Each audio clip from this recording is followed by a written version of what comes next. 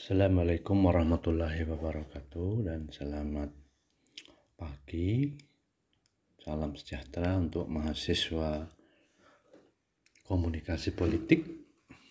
Hari ini kita akan melanjutkan, kemarin kita pemasaran politik, sekarang iklan politik. Ya, kemarin kalian sudah membuat tugas berupa ya pemasaran dan juga sebenarnya iklan politik ya menjadi pejabat ya, baik DPR, bupati, wali kota dan sebagainya. Dan saya lihat sudah ada yang punya visi misi yang bagus ya untuk ditawarkan sebagai bagian dari iklan. Ya, apa sih iklan politik? Iklan politik itu merupakan salah satu bentuk pesan politik yang digunakan dalam proses kampanye dan pemasaran politik. Iklan itu dipercaya mempunyai kekuatan dalam membentuk persepsi dan opini publik di Indonesia. Iklan itu semakin banyak digunakan para politikus dalam pemilihan level kepala daerah sampai presiden. Ya, iklan sebagai sarana penyampaian pesan kepada khalayak tetap menjadi pilihan menarik ya bagi kandidat dan partai politik. Ya, tidak hanya iklan komersial aja. Kenapa? Karena iklan itu bentuk komunikasi yang dimaksudkan untuk memotivasi ya seorang pembeli potensial dan mempromosikan penjualan suatu produk atau jasa. Mempengaruhi pendapat publik, menangkan dukungan publik untuk berpikir atau bertindak sesuai dengan keinginan si pemasang iklan. Ya, iklan yang sukses itu akan menjadi kesadaran bawah sadar masyarakat. Dia tidak sadar, dia meniru, ya kan? Dia mungkin menyanyikan ya, kalau iklannya dalam bentuk nyanyian, itu indikasinya iklan itu mengena. Iklan itu adalah seni persuasi, jadi seni mengajak, yang bisa didefinisikan secara akademis sebagai desain komunikasi yang dibiayai untuk menginformasikan dan atau membujuk, yang disajikan lewat media dengan membayar ruang yang digunakan untuk menyampaikan pesan yang bersifat persuasif tadi, ya kan? Kalau dulu ya, bahkan sekarang masih ada iklan-iklan konvensional itu kan, ya membayar di TV, ya membuat spanduk besar-besaran dengan biaya tuh tentu sangat mahal. Satu misalnya di koran aja tuh untuk ngeblok iklan satu lembar itu bisa ratusan juta, ya bisa 200 sampai 300 juta, bayangkan itu. Padahal pembaca koran itu berapa? Nah, itulah keistimewaan media sosial ya, di mana kita tidak perlu membayar, ya cukup membayar wifi atau data aja, kemudian bisa mengiklan ya seluas sebagaimana kita membayar di koran tadi. Apalagi kalau kita membayar ya, misalnya di Facebook Ads itu ada iklan yang berbayar yang akan keluar ya di lini masa kita ya, ketika kita sesuai dengan yang diinginkan oleh pengiklan ya, karakter dari media sosial kita. Misalnya kita umur 20 sampai 40 ya kan, kemudian aktif di medsos, suka politik, nah itu nanti bisa kena iklan ya. Itu ada alatnya sendiri yang bekerja di Facebook untuk mengetahui hal itu. Jadi ketika kita masuk ke dunia medsos itu sebenarnya kita ya memberikan data kita, data besar kita ya kan. Kita masuk kan ada data-data tanggal lahir, kemudian nanti ya ketika kita membuat status ya Facebook sendiri akan merekam apa kesukaan kita, apa yang sering kita posting. Sehingga ketika pengiklan politik mengiklankan, wah itu pasti akurat ya dibanding di koran atau di jalan-jalan memasang spanduk. Nah, itu keistimewaan media sosial. Jadi ya tetap saja yang akan menang itu adalah yang ya pertama dia mempunyai uang, yang kedua dia mempunyai tim pengiklan yang bagus, ya kan? Karena apa ya? Iklan itu menurut Kotler tahun 2007 adalah bentuk penyajian non-personal, promosi ide-ide, promosi barang atau jasa yang dilakukan oleh sponsor tertentu yang dibayar. Iklan politik itu menarik karena ya ini kajian baru ya. Ya semenjak kita reformasi lah, ini iklan politik ini menjadi suatu hal yang ya demandable, banyak dibutuhkan. Karena sebelumnya ya tidak terlalu butuh karena di masa Orde Baru ya dikuasai oleh kekuatan tertentu ya. Tidak semua orang bisa berpolitik. Ya. Nah, isu lain adalah ya dalam hal ini adalah seberapa efektif iklan politik itu mampu menjaring pemilih. Ya, tanpa kajian yang jelas tentunya para kandidat hanya menghabiskan dana miliaran secara percuma untuk memproduksi dan menayangkan iklan. Pembahasan berikut akan melihat sampai di mana potensi iklan dalam pemasaran politik. Ya, para pakar memaknai iklan dalam pengertian yang berbeda-beda. Ada yang mengartikan sudut pandang komunikasi, pemasaran, dan psikologi. Ya. Walaupun ya terdapat perbedaan makna dan perspektif, ya terdapat kesamaan prinsip dalam setiap pengertian iklan. Antara lain adanya pesan ya yang ingin disampaikan oleh pengiklan. Yang kedua dilakukan oleh komunikator atau sponsor. Yang ketiga dengan cara non personal. Yang keempat disampaikan untuk khalayak tertentu. Yang kelima penyampaian pesan dilakukan dengan membayar. Nah, itu pasti sama di iklan apapun. 6. Mengharapkan dampak tertentu ya. Kalau iklan politik dampaknya elektabilitas naik ya. Image itu baik ya, sehingga masyarakat akan tertarik memilih dia ya kan? Kemudian Kasali, ini salah seorang ahli pemasaran ya, memaparkan tujuan suatu iklan biasanya dibangun atas 4 komponen. 1. Aspek perilaku, yaitu tindakan-tindakan yang diharapkan pada calon pembeli, seperti pembeli percobaan, ya, mengunjungi toko, mengambil contoh, atau meminta info lebih lanjut. Sikap yang diharapkan yaitu menyangkut sikap dan keistimewaan produk, seperti lebih menonjolkan aspek sistem dan pelayanan, ya, kesadaran. Yang ketiga kesadaran, ya, tugas utama periklanan adalah merebut kesadaran konsumen atau khalayak. Keempat, positioning. Sedangkan berdasarkan tujuannya, ya, iklan dapat digolongkan sebagai berikut ya. 1. Ya, iklan informatif. Iklan ini dilakukan besar-besaran pada tahap awal suatu jenis produk. Tujuannya adalah untuk permintaan pertama dalam politik. Iklan jenis ini itu memperkenalkan kandidat ya, partai politik baru dan program-program politik.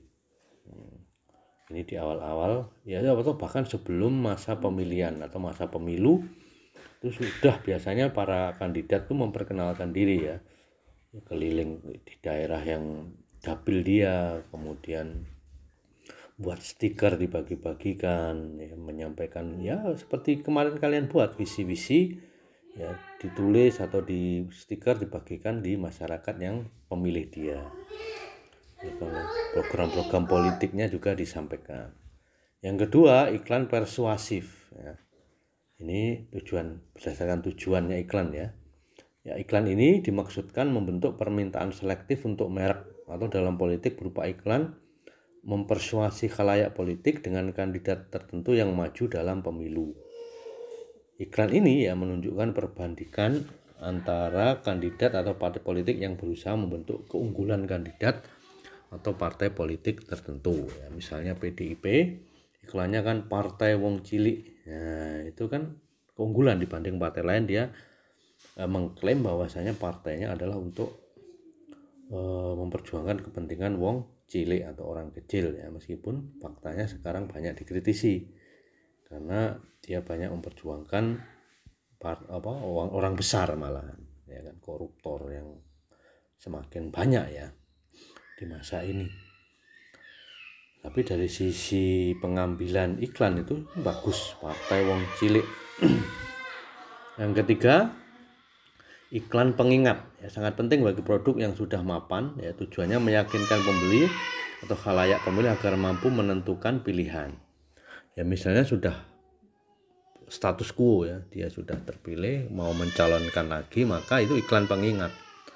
Ya biasanya bentuknya, ya mari kita lanjutkan pembangunan, ya, bersama Bapak Ignatius siapa namanya, Pasair, nah, itu namanya yang saya ingat ya. Nah itu contoh iklan pengingat. Yang keempat, iklan penguatan, ya, dimaksudkan untuk meyakinkan pembeli sekarang bahwa mereka telah melakukan pilihan yang tepat. Ya, iklan ini bermaksud untuk memperkuat atau meneguhkan pikiran yang sudah mereka lakukan. Ya biasanya ada masa fanatik, ya, untuk kandidat tertentu, partai tertentu, ya tinggal memakai iklan penguat ini. Ya kan. Ya misalnya, tetaplah bersama kami akan tetap memperjuangkan petani, ya itu untuk masa petani misalnya. Ya kan, itu sangat cocok dengan iklan penguat. Nah, potensi iklan politik. Menurut Linda Lickett, iklan politik adalah proses komunikasi di mana seorang sumber, ya, atau kandidat atau partai politik membeli dan atau memanfaatkan kesempatan, ya, melalui media massa dengan tujuan untuk menyampaikan pesan-pesan politik dengan sengaja guna mempengaruhi sikap, kepercayaan, dan perilaku politik khalayak. Seperti halnya iklan komersial, tujuan iklan politik itu tidak lain adalah mengajak dan memotivasi pemilih untuk memilih kandidat tertentu. Nah, ujung-ujungnya kan itu, ya kan? Untuk memilih kandidat tertentu. Maka untuk mencapai tujuan tersebut, iklan politik harus tampil impresif, ya. Nah, dengan senantiasa mengedepankan informasi tentang siapa kandidat, ya, menonjolkan nama dan wajah kandidat. Ya kemarin kan ada yang buat tugas itu, wajahnya tertutup tulisan, ya saya suruh membetulkan. Kalau memang dalam tahap perkenalan itu wajah harus ada, ya, meskipun tidak harus besar, ya, kecuali memang hanya mengenalkan visi, ya, itu wajahnya bisa kecil atau nama saja bisa. Nah, apa yang telah dilakukan kandidat, misalnya track recordnya, dia pengalaman di bidang apa, ya kan, itu juga disampaikan. Kemudian bagaimana posisi kandidat terhadap isu-isu tertentu, ya kan, dan dia mewakili siapa, ya kan. Ketika ada isu terorisme misalnya, ya dia harus tegas, ya, saya paling depan, ya, melawan terorisme, kami bersama Anda, misalnya begitu. Jadi iklan politik itu senantiasa berisi pesan-pesan singkat tentang isu-isu yang diangkat atau policy position, kualitas kepemimpinan, ya, atau karakter, ya, itu juga harus ditonjolkan. Kemudian iklan politik sebagaimana, ya, iklan komersial itu bukan hanya memainkan kata, tapi juga harus ada gambar, suara, dan musik. Nah ini kan sudah harus integral, ya, digabungkan semua yang menarik masyarakat. Ya, jadi sangat membosankan kan kalau cuma kandidatnya aja yang ngomong terus nerocos, ya. Apalagi wajahnya nggak ganteng atau nggak cantik, waduh, nah, nggak ada intermezzo yang lainnya. Nah, yang cerdas harus ada intermezzo. Iklan politik, ya, berperan penting, ya, dan strategis dalam pemasaran politik, ya. Karena apa? Ya, menurut Nursal, mengutip riset dari Falkowski dan Kate, iklan politik itu berguna untuk beberapa hal berikut. Ya, membentuk citra kontestan dan sikap emosional terhadap kandidat. Ya, jadi harus menampilkan visi misinya, ya kan, dia mewakili siapa, nah, begitu. Kedua, membantu para pemilih untuk terlepas dari ketidakpastian pilihan karena mempunyai kecenderungan untuk memilih kontestan tertentu. Yang ketiga, sebagai alat melakukan rekonfigurasi citra kontestan. Ya, yang keempat, mengarahkan minat untuk memilih kontestan tertentu. Yang kelima, ya, mempengaruhi opini publik tentang isu-isu nasional, itu yang penting. Ya. 5, mempengaruhi atau memberi pengaruh terhadap evaluasi dan interpretasi para pemilih terhadap kandidat serta event-event politik. Ya, ini yang penting lagi, ya, menurut Yukio Nakatama, ya, ini ahli pemasaran Jepang, terdapat 8 kata kunci ya sebuah iklan dapat menyentuh perhatian khalayak. Apa saja itu? Yang pertama, emosi. Ya, iklan itu harus mampu menggugah emosi pembacanya atau pemirsanya sehingga akan membekas di dalam hatinya. Ya. Kedua, itu empati. Ya, harus dibangun empati ya dalam iklan. Pemirsa akan digerakkan untuk berpihak pada pesan yang disampaikan. Misalnya ya, Jokowi tahu pada Pilpres 2014 itu kan sering saya kasih contoh, itu iklan politiknya kan sukses ya, bagus ya. Itu dia memberi pesan bahwasanya Jokowi itu hidup sederhana ya, misalnya pakaiannya dengan harga yang murah, tidak bermerek luar negeri yang harganya ratusan juta. Nah, itu mengena kan, pada saat itu empatinya mengena karena masyarakat saat itu sedang resesi ekonomi ya kan. Ketiga, obsesi. Ya, harus dalam iklan diperlihatkan obsesi dan semangat untuk meraih sesuatu. Ya kan, seperti kalimat bersama kita bisa. Sehingga para konsumen akan tergerak untuk meraih hal-hal yang positif dan mengalahkan tantangan. Ya kan? Seperti iklan, kita akan meraih ketahanan pangan bersama. Ya kan?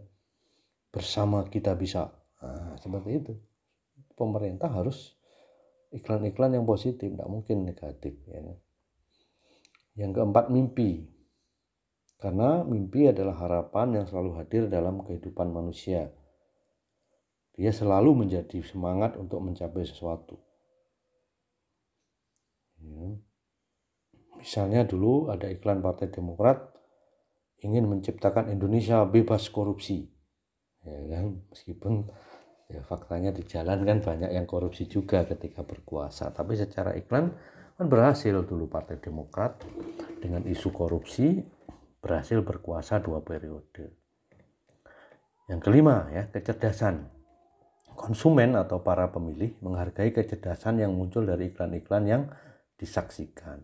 Karena mayoritas ya masyarakat yang melek media itu bukan orang bodoh.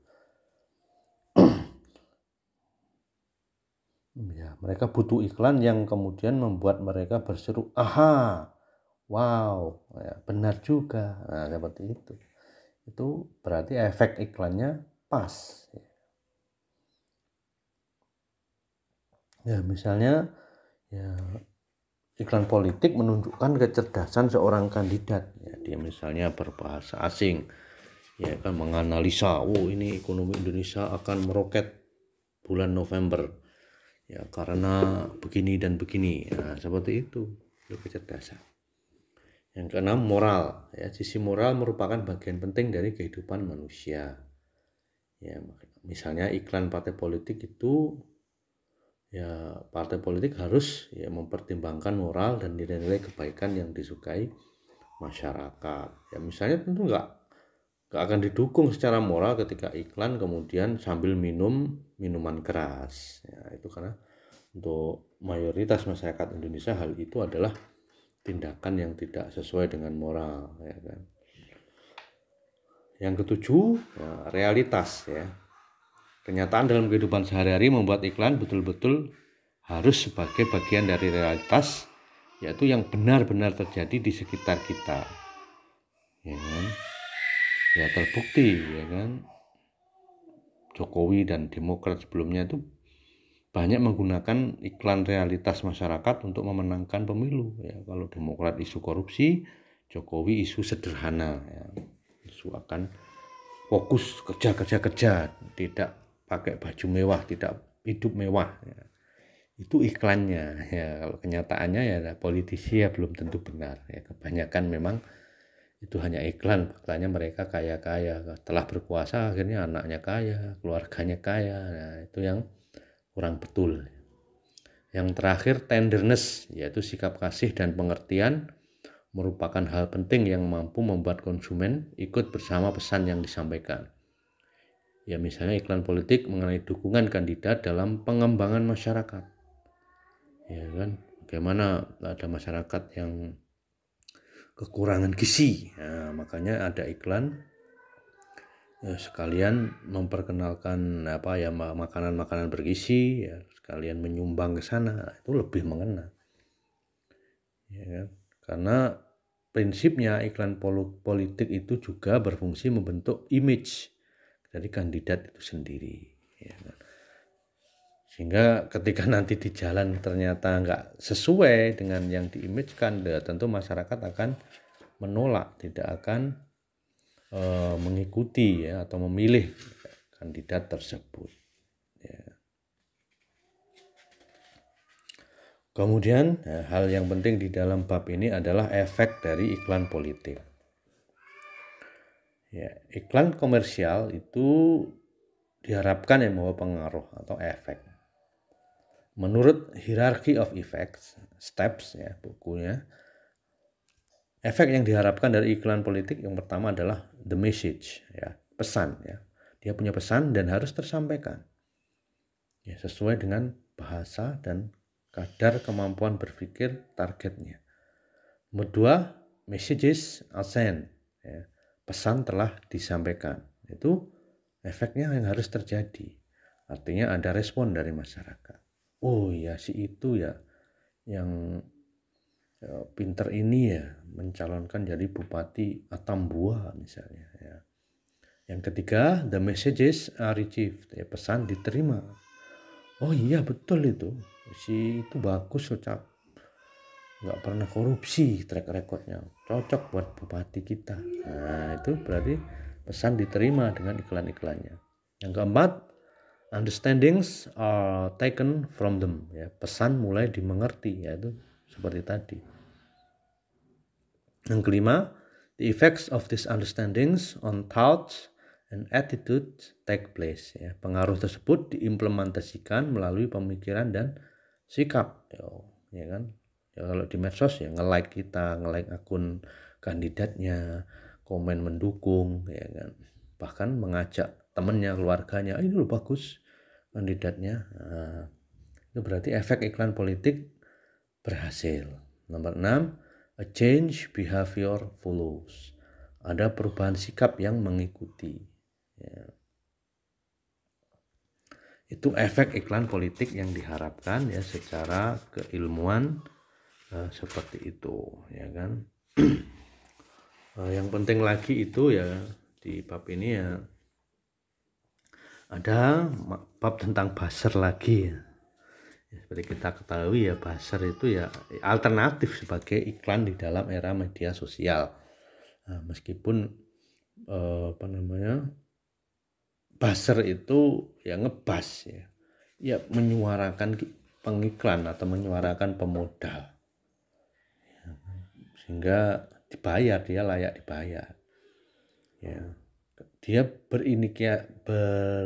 indikasi atau terlihat negatif karena buzzer-buzzer sekarang ya asal ngomong aja, tidak ada otaknya ya. Beda ketika ya dia naik menjadi influencer ya, ketika mendukung dia ada otaknya, ada argumennya. Nah, itu yang membedakan. Kalau buzzer itu sekedar mendukung, pokoknya dibayar apapun dia dukung, bahkan yang mengkritik dia serang. Nah, itu yang buruk dari sisi buzzer. Ya seharusnya influencer. Nah, influencer itu dia sudah punya modal populer di media sosial, kemudian dia aktif dan kreatif, dan dia potensi menjadi Twitter buzzer. Artinya dia banyak pengikutnya ya, sehingga ketika tweet atau komen atau buat status ya, dia menjadi trending ya. Sudah punya masanya, sudah punya followernya. Nah, itu juga alternatif bagi yang punya uang ya, meskipun saya sangat ya tidak setuju dengan buzzer yang seperti sekarang ini ya, karena banyak negatifnya. Ya ini bab terakhir, nanti sebelum bab yang terakhir lagi kita akan ketemu di UAS. Insya Allah tidak akan sulit, yang materinya disimpan itu dibaca-baca lagi ya kan. Ini hari ini akan saya upload ya. Mohon maaf telat, kemarin banyak hujan di Malang sehingga saya agak demam ya. Terima kasih. Wassalamualaikum warahmatullahi wabarakatuh. Selamat pagi dan salam sejahtera.